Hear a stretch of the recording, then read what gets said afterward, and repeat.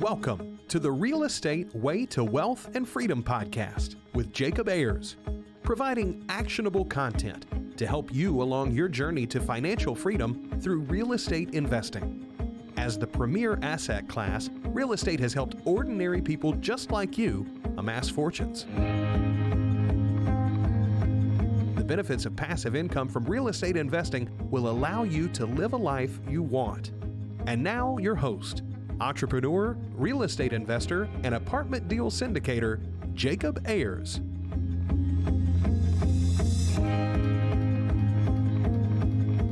Hi, and welcome to the Real Estate Way to Wealth and Freedom podcast, episode 210. Hi, I'm your host, Jacob Ayers. Thanks so much for tuning in to this week's episode. I'm so glad you're here. Today, we have a really exciting guest with us. His name is Jens Nielsen. Jens is the principal at Open Doors Capital. He has raised almost $1 million for apartment deals and has invested in over 800 apartment units, 500 mobile home lots, and over 45 storage units, plus mortgage note funds, private money lending, and many other things. So Jens has a ton of experience, and we're going to talk about what it's like to invest with a full-time job and doing all these different things today. So without further ado, Jens, hey, welcome to the show. Hey, Jacob, thank you so much for inviting me. I'm super excited to talk to you today. Absolutely. It's our pleasure. Well, Jens, with that, can you kind of elaborate on a little bit more about your background, your journey, and how you kind of got started in the world of real estate investing? Yeah, so as people may hear, I've got a little bit of an accent and a kind of a funny name, right? Jens Nielsen. So I was actually born and raised in Denmark, moved to the United States in 1996. So I've been living here for quite a long time, did my journey from the East Coast to Southwest, and now I'm actually in Colorado, Southwestern Colorado, in a small town here, and just kind of enjoying the outdoor lifestyle. And yeah, as you mentioned, I have a full-time job. I work in IT, which I've done my whole life. Awesome job, good pay, and interesting stuff to work on. But what I realized a few years ago is like, if I continue to work here, it'll be the rest of my life working for somebody else. And that was kind of the light bulb went off. I said, I got to do something different.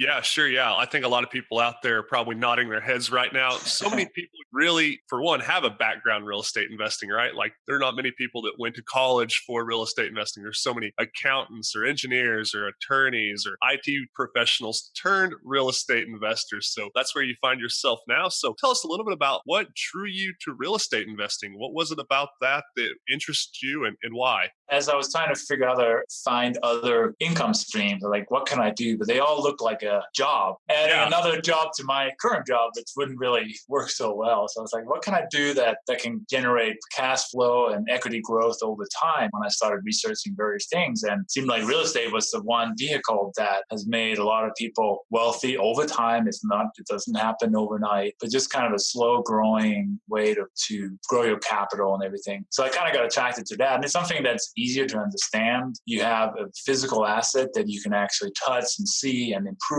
and everything, versus investing in stocks or bonds, which you're like, well, you just hope that company's performing well or something. So that's what drew me to it initially. And then being an engineer, I was like, hey, I got to study, I got to read. So I started reading books, listening to podcasts like your own, and just the amount of knowledge out there is just amazing, and how willing everybody is to share. And that's what I found really awesome about real estate, that everybody wants to share their knowledge and help everybody grow. Yeah, it's actually a really good point. It's not a very competitive like dog world, right? If you've got a deal or you've got some knowledge, you're willing to kind of share that with myself and vice versa. And there's a big community of people like that. So that is a really cool aspect of real estate investing that I don't hear so much about talked about. I think if you have this idea of growth and abundance mindset, abundance.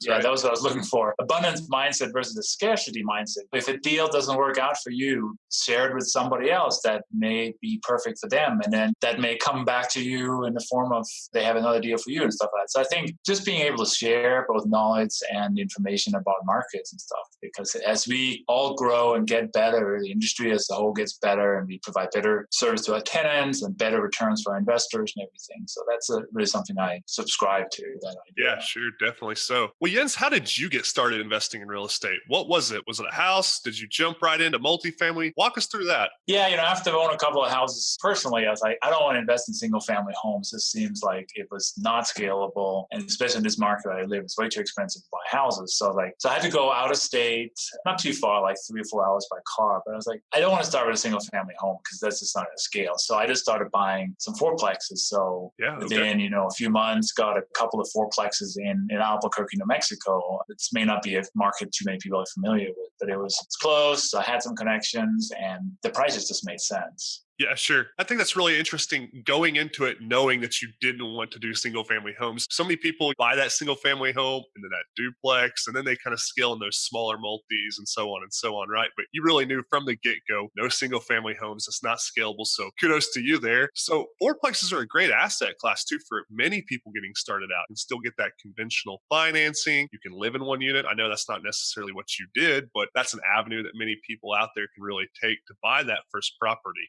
Yeah, that's for sure. We didn't because it wasn't where we were out of state, but I like the 30-year fixed financing at a reasonable price. Still have to come 20, 25% down, but it's pretty safe. You don't have to go and refinance in 5 or 10 years. So that's helpful. Those are a couple of first properties. And then I was like, I want to scale. I just kind of started growing my mindset really quickly and got an 11 unit property 6 months later. And that was interesting because it was a seller finance deal. Everybody says, how do I get a seller finance deal? Well, that's what I was going to ask you. This was actually, they announced that they listed it with seller financing possible. And one of the reasons was probably the property was a little bit rough. And they realized that if maybe the bank would not lend on it. And it was 11 units, so they had to get a commercial loan. And it would just be tough to get a commercial loan on it. So they figured, no, they would lend out the money. And they actually did kind of a 10 months no payment on the loan. So I could use the cash flow to put back to renovating the units. Interesting. So not just an interest only period, but no payment at all.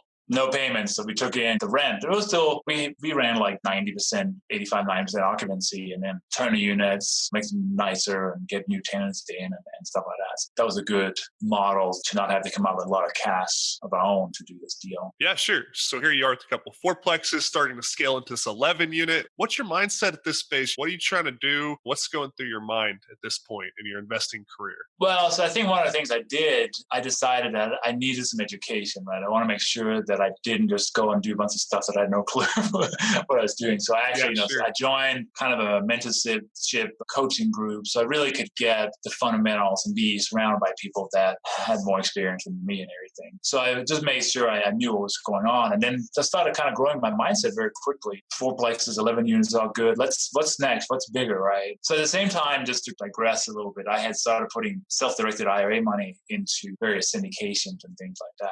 I felt like I was all in on real estate. So I had some retirement money, put that into some syndications. I was like, wow, these guys are just paying me every month. It's like mailbox money. I was like, that kind of really reinforced the whole idea of truly passive, right? Or almost. I mean, so far it's been truly passive, right? They've just every month the check shows up. That's totally awesome, right? So I kind of went both ways. And then I found this 38 doors also in Albuquerque that was listed like 1.5, 1.6, a little bit rough again. So I ended up going together with my property manager in Albuquerque and a couple of friends, and we kind of did a JV on it. We ended up buying that and basically we raised quite a lot of capital, so we had money to renovate it, going through every door, spending 10 grand a door really and fixing it up, right? Making it pretty nice. So on that one, did you partner or did you syndicate that deal? We partnered on it.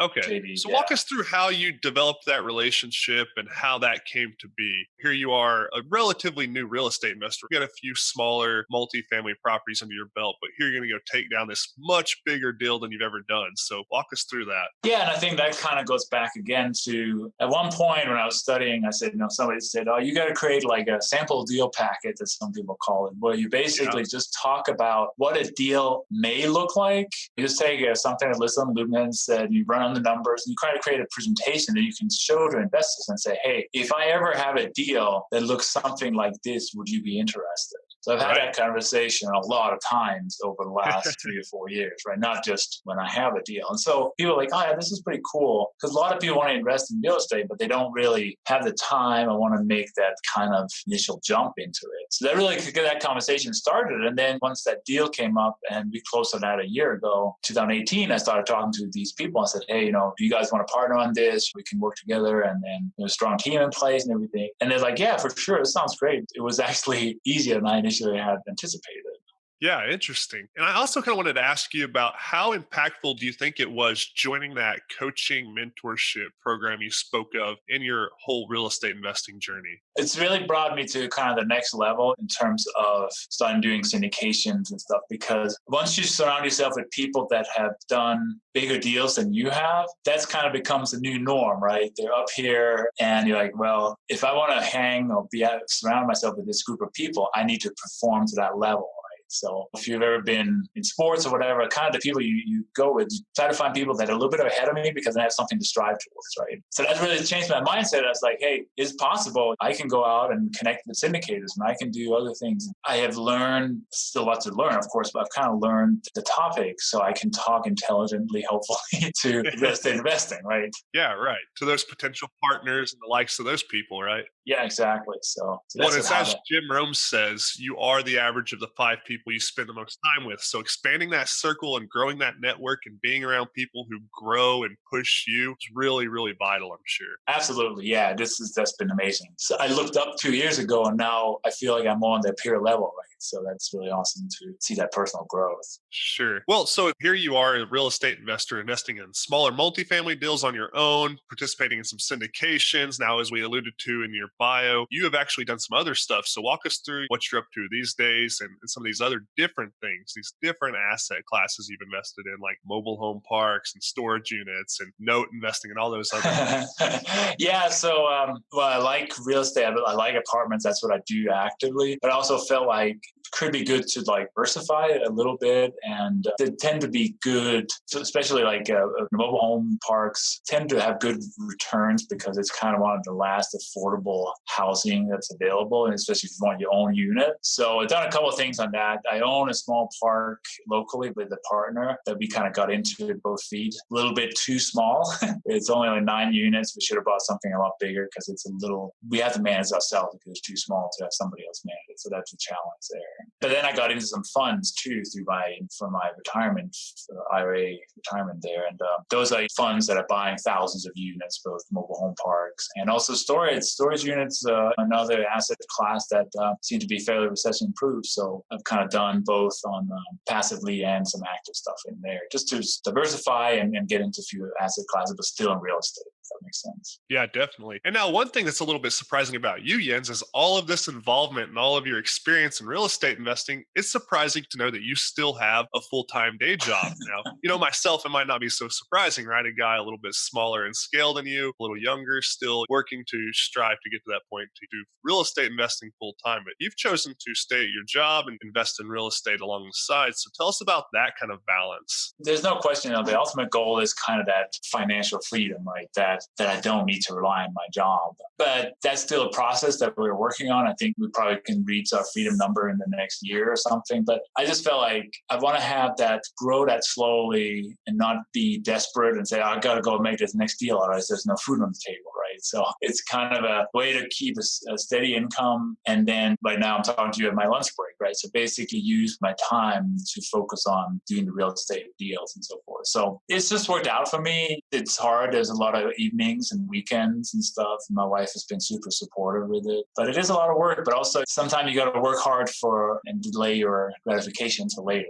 Yeah, sure. A lot of people aren't so great at that, and it's a hard thing to do. But yeah, definitely. Well, let's kind of talk about the nuts and bolts of your smaller multifamily deals. Like, how are you finding them? How are you managing them? Those are out of state for you, although somewhat close, 3 to 4 hour drive you mentioned. So talk about that process. Yeah, so one of the first things when I started investing, I found the property manager that was kind of in that asset class I was looking for, Class C. He was a broker and a property manager. He was recommended by a friend of mine who's an investor, and so I went and met with him, and we connected. He's an older gentleman, and he likes likes to mentor younger to him people. So, Sure.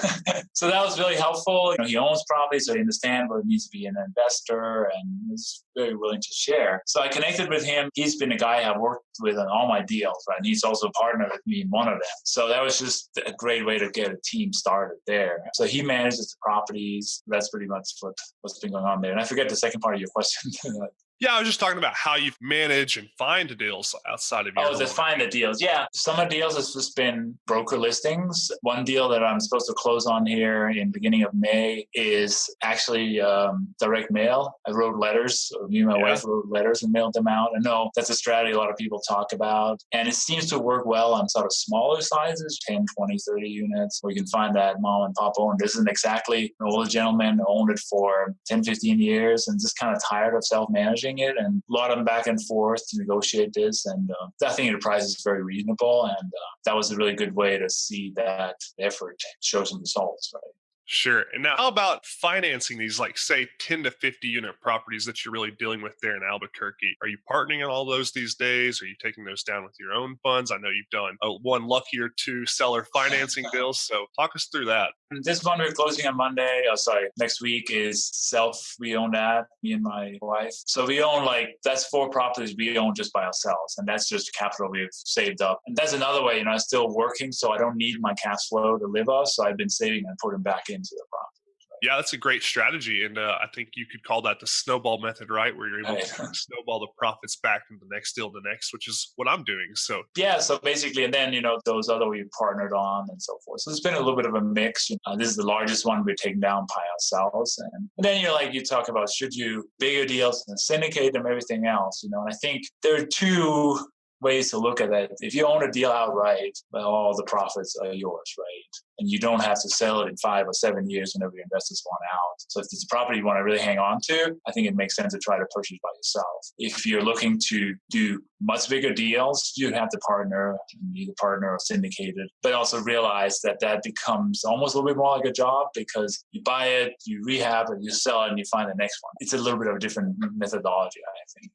Yeah, sure. Well, Jens, what in your opinion would be the single most important skill for somebody who's trying to go out and buy a smaller multifamily deal like you've done? Well, being an engineer by trade, I would definitely just say analyze the numbers, basically underwrite the deal. That would the one thing I really look at. So that would be number one, in my opinion. If you're more of an outgoing kind of person, maybe connecting with brokers and creating relationships is the number one skill, not one of my strongest suits.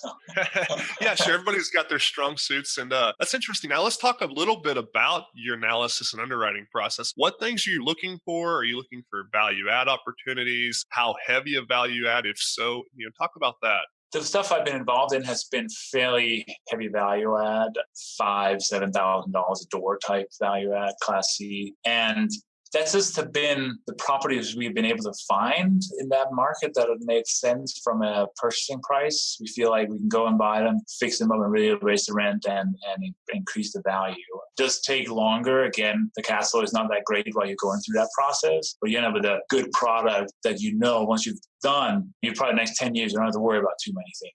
Yeah, so that's pretty much been the strategy we've used. Yeah, sure. Now, there's this interesting strategy that I've started to see a little bit of traction people doing. That is just purely capital raising, especially for people who are still in the professional workforce and have a day job and have that network of professionals around them. One avenue is you can just raise capital for other syndications or your deals or someone else's deals, right? It can kind of vary, but you've done a little bit of that. So tell us about that and what that's been like. Yeah, so when in syndication, you have the general partners who find the deal and vet the deal and everything else. And you got the limited partners who are just passive investors. But how do you find these limited partners is the challenge, because it's an inefficient market, especially if you're doing a 506B where you can't advertise and everything else. So you rely, if you have a big network, maybe you can find people in your own network. But sometimes the key principals are too busy doing that. They're just trying to get the deal to work. So what I've had the opportunity to do is use my existing network. I mentioned earlier how I've been talking to people for the last 3 or 4 years about investing. Yeah.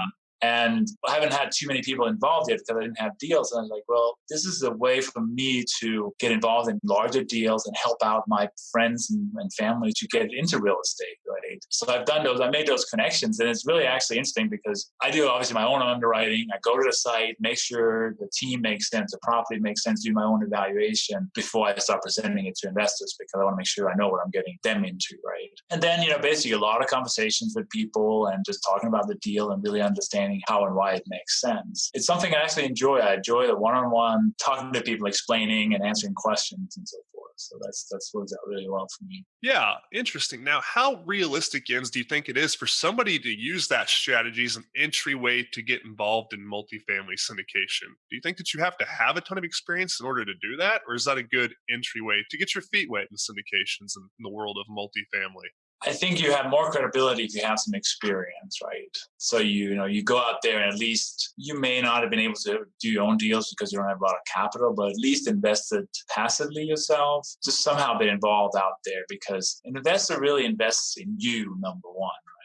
And then probably the deal number 2 and the key principles number 3 or whatever. But you have to come across as a credible source and somebody who just knows what they're talking about. So I don't know. I'm sure people have success just raising money kind of as their first thing. I think a little bit of experience is good. Yeah, no, I understand what you're saying there. Like maybe if you have 10 or 20 units or whatever it is, that could speak to your credibility. Not necessarily that you have 150 or 200 units like this deal that you and this syndication group are trying to take down. But if you have some credibility behind you, yeah, definitely would make the investor feel more confident in you, right? Yeah, and just have had those conversations for a long time. And staying in front of people, I have a mailing list and I send out newsletters about what's going on. So just kind of you stay kind of front of mind with people. So it's not just out of the blue, oh, do you want to invest in this deal? It's like, no, they've heard from me every month for the last couple of years, right? So then it's like, oh, he's been really working on this, right? So yeah, sure. Well, you're up to 80 some odd doors in your own private portfolio. You're invested in a whole bunch of stuff through passive syndications. What's the future hold for you and Open Doors Capital? Right now, it's really my focus is on connecting with syndicators that are proven syndicators in market that makes sense.